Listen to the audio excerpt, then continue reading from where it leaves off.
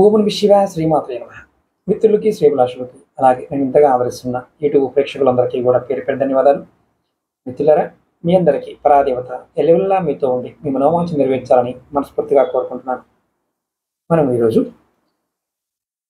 పితృపక్షంలో రాబోతున్న పితృపక్షం సెప్టెంబర్ 7 నుండి 21 వరకు మనకి గ్రహణాల సమయంలో ఉంది. అంటే చంద్రగ్రహణంతో మొదలయ్యి సూర్యగ్రహణంతో ఎండ్ అవుతుంది.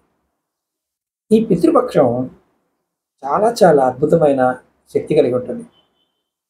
మన జన్మ జన్మాంతరాల్లో ఉన్న పాపాలు, దోషాలని తొలగించుకోవడానికి మనం దీన్ని సద్వినియోగం చేసుకోగలిగితే అత్యంత అద్భుతమైన ఫలితం ఉంటుంది. అసలు పితృతర్పణాలు ఇవ్వాలని ఈ సమయంలో చెప్తూ ఉంటాం. మీరు ఆర్థికపరంగా సంపదలో కానీ, ఆరోగ్యపరమైన విషయాల్లో కానీ, వివాహం విషయంలో కానీ దేనిలోనైనా కలిసి రావడం లేదు, సంతానం కలగడం లేదు, పిల్లల పెళ్ళిళ్ళు అవ్వడం లేదు, మా పిల్లలకి చాలా వయసు వచ్చింది, పిల్లల సంబంధాలు కుదరటం లేదంటే జాతకాన్ని పరిశీలించుకుంటే అర్థమవుతుంది మీకు పితృదోషాలు ఉండి ఉంటాయని. ఈ సమయంలో గనక పరిపూర్ణమైన నమ్మకంతో, విశ్వాసంతో తర్పణాలు గనక చేస్తే మంచి ఫలితాలు ఉంటాయి. ఇప్పుడు వైదిక విధానం ద్వారా మనం తర్పణాలని ఇటువంటి చేస్తే కొన్ని చిన్న చిన్న చెప్తాను, మీకు ఎలాంటి ఫలితం ఉంటుందో చెప్తాను.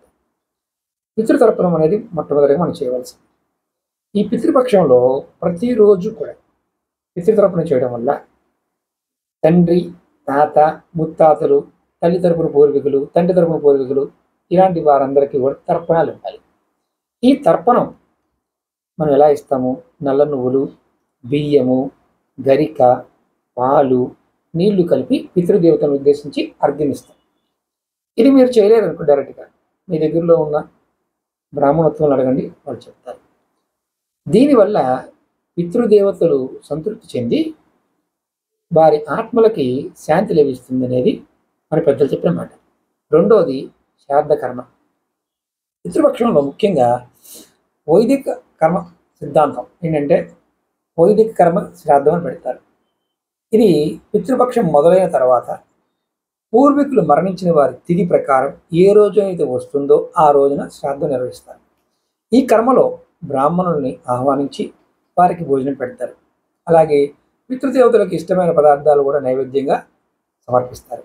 ఈ శ్రాద్ధ కర్మ శ్రద్ధగా చేస్తే పితృదోషాలు తొలగిపోతాయి. ఇది ఒకటి, రెండో విధానం. మూడవది దశపిండ ప్రదానం. ఇది మనకి శ్రాద్ధ కర్మలో దశపిండ ప్రదానం అనేది ఒక ముఖ్యమైన భాగం. మనం అంతకుముందు వీడియోలో కూడా లాల్ కితాబులో 5 పిండి ఉండలు కానీ 10 ఉండలు కానీ పెట్టమని చెప్పారు, చిన్న చిన్నవి.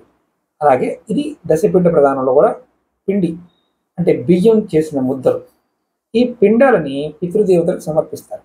దీనివల్ల పితృదేవతలు ఆకలి తీరుతుందని, వారి ఆత్మకి మోక్షం కలిగిస్తుందని మన శాస్త్రాలు చెప్తున్నాయి. అలాగే నాలుగవది, ఇవి చేయలేరు అనుకోండి, గీతాపారాయణం లేదా దానాలు చేయడం. పితృపక్షంలో భగవద్గీతలోని 7వ అధ్యాయాన్ని పారాయణ చేయడం వల్ల పితృదోషాలు తొలగిపోతాయని శాస్త్రం చెప్తుంది. అలాగే ఈ పక్షంలో నల్ల నువ్వులు, నెయ్యి, వస్త్రాలు దానం చేయడం, అలాగే ధాన్యము, కూరగాయలు వంటివి కూడా దానం చేయడం వల్ల ఈ పితృదేవతలు సంతోషిస్తారు, వారి ఆశీర్వాదం కూడా లభిస్తుంది. అలాగే ఐదవది కాకులకి, పశువులకి ఆహారం పెట్టడం. అంటే వైదిక సంప్రదాయంలో పితృపక్షంలో కాకుల్ని పితృదేవతలుగా చూస్తాం. ముఖ్యంగా ఈ పక్షంలో తయారు చేసిన మనం వండిన పదార్థాలని మొదటిగా కాకులకు పెట్టాలి. అలాగే ఆవులకి, కుక్కలకి కూడా ఈ ఆహారాన్ని పెట్టడం వాళ్ళ పితృదేవతలు సంతోషిస్తారని నమ్మకం. ఇప్పుడు ఈ వైదిక పరిహారాలు చేయడం వల్ల కుటుంబంలో శాంతి, శుభం, సంతోషం ఖచ్చితంగా కలుగుతాయనేది నమ్మకం. నమ్మకమే కాదు, పితృదేవతలకు అనుగ్రహం కూడా లభిస్తుంది. మీరు ఇంతకుముందు నేను వీడియోలో మీకు లాల్ కితాబ్ నుంచి కూడా వీడియో చేశాను, అవి కూడా తేలిగ్గా ఉంటాయి. ఇందులో మీరు ఏది చేయగలిగితే అది ప్రయత్నించండి. దీనివల్ల మీకు కష్టాలు, నష్టాలు, ఇబ్బందులు అన్నీ తొలుగుతాయి. రాబోయే రోజుల్లో మీకు పితృదేవతల నుంచి వచ్చే కష్టాలు, లోకం నుంచి వచ్చే కష్టాలు కూడా మీకు రాకుండా ఉంటాయి. ఇది ప్రయత్నపూర్వకంగా చేయండి, ఖచ్చితంగా ఫలితం పొందుతారు. అలాగే మీకు ఈ వీడియో నచ్చినట్లయితే లైక్ చేయండి, ఈ వీడియోని 10 మంది మిత్రులకి ఈ వీడియోని షేర్ చేయండి. ఓం నమః శివాయ. శ్రీమాత్రే నమః.